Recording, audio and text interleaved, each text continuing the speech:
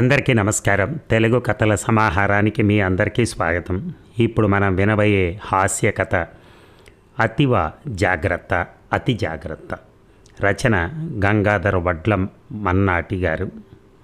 మరి కథలోకి వెళ్దామా? ఏమండి, నేను తెమ్మన్నవన్నీ తెచ్చారా లేక ఏమైనా మర్చిపోయారా? అరిచింది లలిత తన బెడ్రూమ్లోంచి. అరవకో, ఇక్కడే ఉన్నాను, నువ్వు అన్నది విన్నాను, సమాధానం ఇచ్చాడు మధు హాల్లోంచి. విన్నారు సరే, కానీ నేను తెమ్మన్నవి అదే అమ్మాయిలకి సెల్ఫ్ ప్రొటెక్షన్ ఇచ్చే వస్తువులన్నీ తెచ్చారా లేక ఏమైనా మరిచారా అని. తెచ్చాను, ఏటీఎంలో ఉన్న మొత్తం బ్యాలెన్స్ కూడా సున్నా చేసి మరీ నువ్వు చెప్పిన మిగతా అవి కూడా కొన్ని తగలడ్డాను. అయినా ఉద్యోగానికి వెళ్ళటానికి ఇంత బిల్డప్ అవసరమా? నా కర్మ కాకపోతేను. అదేమిటండి అలా అంటారు? నేను ఉద్యోగానికి మొదటిసారిగా బయటికి వెళ్తున్నాను.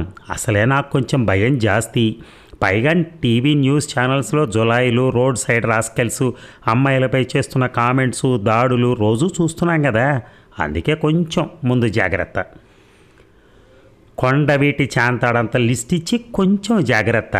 నీ మొహం మండ.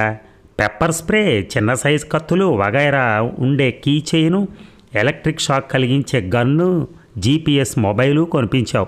ఇవన్నీ చాలవన్నట్టు 25,000 తగలేసి ఓ పెద్ద కరాటే స్కూల్లో మార్షల్ ఆర్ట్స్ కూడా నేర్చుకున్నావు. అయినా నాకు ఇక్కడ బొర్రగొక్కోదగ్గ పచ్చి సందేహం ఏమిటంటే, నువ్వు ఉద్యోగం చేయబోయేది ఉమెన్స్ కాలేజీలో కదా, మరి నాకెందుకు ఇంత ఆర్థిక వ్యధ మిగిల్చినట్టు నువ్వు? అయితే మాత్రం అక్కడి వరకు బస్సులోనో ఆటోలోనో, తర్వాత కాలేజీ వరకు నడిచి వెళ్ళాలి కదా, అందుకే చెప్పింది ఆమె. ఏడిసినట్టుంది నీ అతి జాగ్రత్త. అసహనంతో కాస్త చిరాకించాడు. అతి జాగ్రత్త కాదు, నేటి అతివ తీసుకోవలసినటువంటి జాగ్రత్త. అయినా మన ప్రభుత్వాలు, నిఘా వ్యవస్థలు అలా తగలబడ్డాయి మరి. అయితే మాత్రం ఇంత ముంతకాయ మొహమా అని మధు విసుక్కుంటూ ఉండగానే లలితకు ఫోన్ రావడంతో ఆమె లిఫ్ట్ చేసి అలాగా సరేనండి అంటూ ఫోన్ పెట్టేసి మధు వంక బిత్తర చూపులు చూడనారంభించింది. అది గమనించిన మధు, ఏమైందే, వసంత కోకిల సినిమాలో గతం మరిచిన శ్రీదేవిలాగా పిచ్చి చూపులు చూస్తున్నావు అడిగాడు ఆశ్చర్యంగా.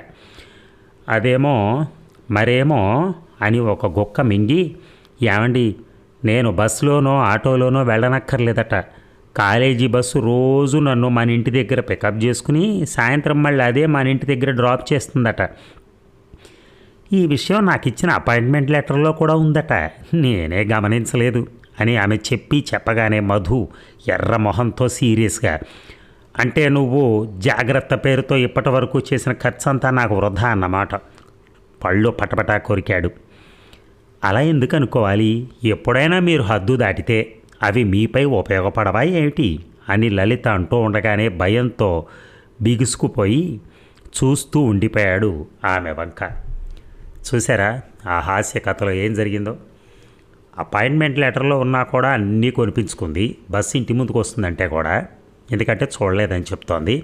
చివరికి మరి ఇప్పుడు ఏం చేస్తావు, వాటన్నిటిని తగలేసావు డబ్బులు అంటే, అప్పుడప్పుడు మీరు నా మీద ప్రయోగానికి వస్తారు కదా, అప్పుడు నేను వాడుకోవాలి కదా అంటోంది. అంటే ఎంత జాగ్రత్త పరురాలండి నిజంగా. బాబా అంటే పోరాట పటిమ ఉండకపోవచ్చేమో, అందుకోసం ఆ పని రెడీగా పెట్టుకుంది అనమాట. ఇవన్నీ అంటే ఏమైనా తెలిసే పెట్టుకుందా లేకపోతే నిజంగానే చూసి మర్చిపోయి పెట్టుకుంది, అది ఆ విషయం చెప్తుందా అనేది తెలియదు. ఏదేమైనా మనోడిని చూస్తే జాలేస్తుందండి పాపం. ఏం చేస్తాం, కొంతమంది జీవితాలు అలాగే ఉంటాయి. Thank you very much.